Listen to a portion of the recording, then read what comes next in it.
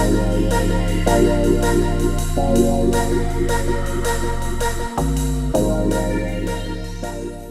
there guys, welcome back from a pretty lengthy absence from me, Toasty Fresh, and I'm back to do what I usually do, another collections video.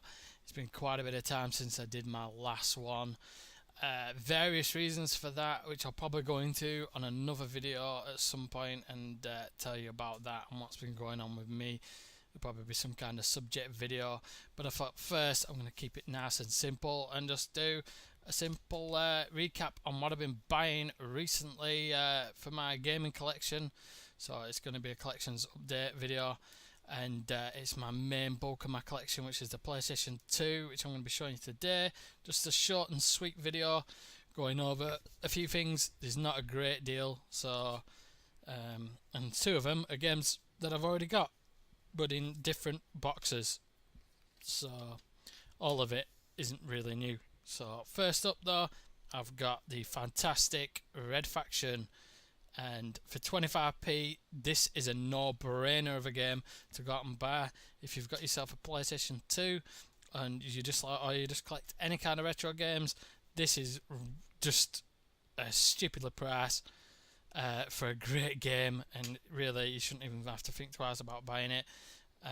Really good first person shooter, and kind of helped to usher in that age now of destructible backgrounds and more interacting with your surroundings within games, with the geomod technology that was put into this game that meant you could destroy backgrounds. They did put it as part of the game to get past certain doors and stuff like that. You had to just blow up the wall around it. There's no other way of getting past some locked doors, and but there's all other fun ways that you could use it, and it was a really fun game.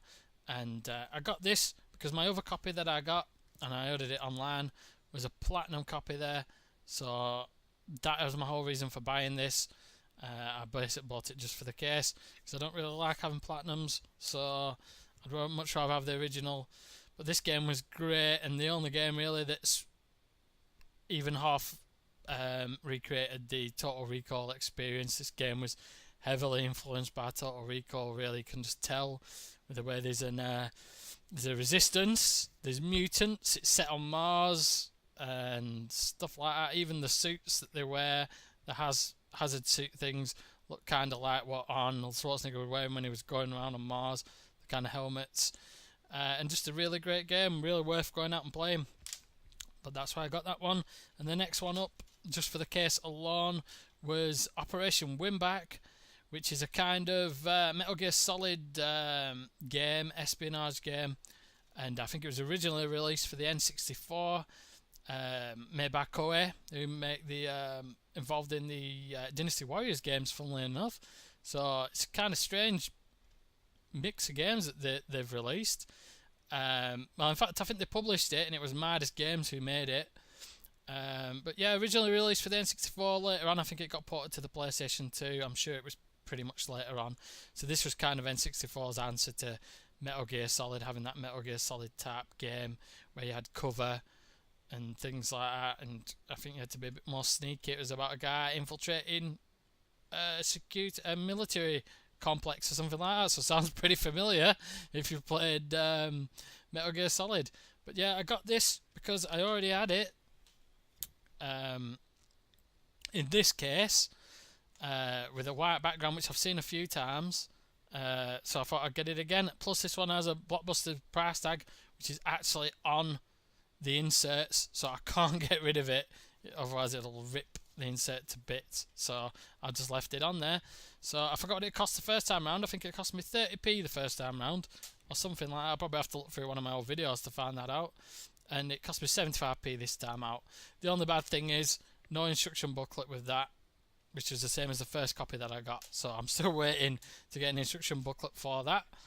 And then coming on to stuff that I've not owned before, and I got myself Gran Turismo Concept, the I think it's Tokyo to Geneva, Tokyo Geneva one from 2002. And I remember this coming out at the time. I think it was It was before Gran Turismo 4, I think it was. I think it was before Gran Turismo 4, and it was kind of a little stopgap. And I resisted buying it at the time because I really liked Gran Turismo, and I never ended up buying Gran Turismo 3 because I borrowed it off somebody and kind of more or less completed it. And so I was waiting for 4, and I saw this, but because it wasn't a complete game, I had no interest in really going out and buying it. And I don't think it was the full price of a game, but I think still like the £20 or whatever it was price tag, I thought didn't really justify having part of a game. So I've not really played this one. It's got a lovely looking cover and like the slight metallic thing going on there. And for 75p, I thought, well, it's worth adding to my collection now. And there wasn't much else on the cheaper end of the scale now that I've got left to collect for in regards to the PlayStation. So moving on, I got myself Sled Storm for 50p, which is another EA Sports big game, which you can't actually see because it's the 50p price tag's covering it there. But I'll just pull that off and see I'm prepared. There you go, there it is. So it's EA Sports big. So I'm assuming this is going to be quite playable because I really enjoyed the SSX games, which was I think one of the first games that I played outside of the two that I got bundled in with my PlayStation 2 the first time around.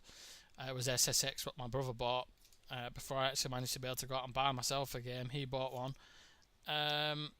So I've not played this, but it's sled racing. I don't know if it's in a similar style to SSX where you're going to have tricks and all that kind of stuff, and there might be trick runs and then a straight up race, or if it's just more of a straight up racer. I'm not too sure. I've never played it, so it'll be one that I'll just have to go and scout out and see what it's like. But for 50p, I'm more than willing to take the chance on that. And last but not least, and I don't even need to do a drum roll or thing for game of the video because it's going to be the next one coming up, which is the Sega Classics collection. And it's not much of a competition, but this bomb blows it out of the window, and it looks like a great little compilation. I never owned this one back in the day because I think this was a pretty late on release. Was it 2004? Yeah, so pretty much nearer to the end of the PlayStation 2's lifespan. Because that was about 2007 was the end, wasn't it? Almost. So just a few years shy of that, and I never ended up getting this. I think it was quite expensive back then, so I wasn't really buying many full price games. But there you go. But I bought this one because I do have the Sega Mega Drive collections already, and I have a few other compilations like the Sonic compilation for the PlayStation 2 as well, the Mega collection. So I've got some of these already, but it does have some I think that aren't on the Mega Drive collections, like Virtua Racing, which was the one with the was it for the 32X, I think, wasn't it? So that's a game that I've never played, and it's got some others like Fantasy Zone, which I think some of those are on the Mega Drive collection, but you've got to unlock them, like the Space Harrier and things like that. So there's some from the actual Master System as well, which you have to unlock, and Outrun, stuff like Outrun, which I think, looking at that, it's the Saturn version. So you got the Saturn version of Outrun as well. So some stuff that wasn't on the Mega Drive collection, and they're not all just Mega Drive games. So this could be a great little collection to go and look at. And I just wanted it because it's just one that I really wanted to add to the collection. Another retro gaming compilation that I've got, because I've got the Midway Arcade Treasures ones already. I've got the Intellivision one and things like that. So it'd be great to have the Sega one. And not just that, it's good for just the convenience as well. You have one console set up. If you've got a few retro gaming compilations like that, you can just fire them up and play, have a little nostalgia hit without actually having to drag out other consoles and things like that. So that's definitely going to be my game of the video. It's the one I'm most looking forward to playing because I've never played Virtua Racer. So that'll be an interesting one to just go and have a look at. But yeah, it's great to be back, great to be doing more videos again and feeling good about doing videos and that kind of thing. So hopefully you guys have enjoyed seeing me coming back to your YouTube feeds.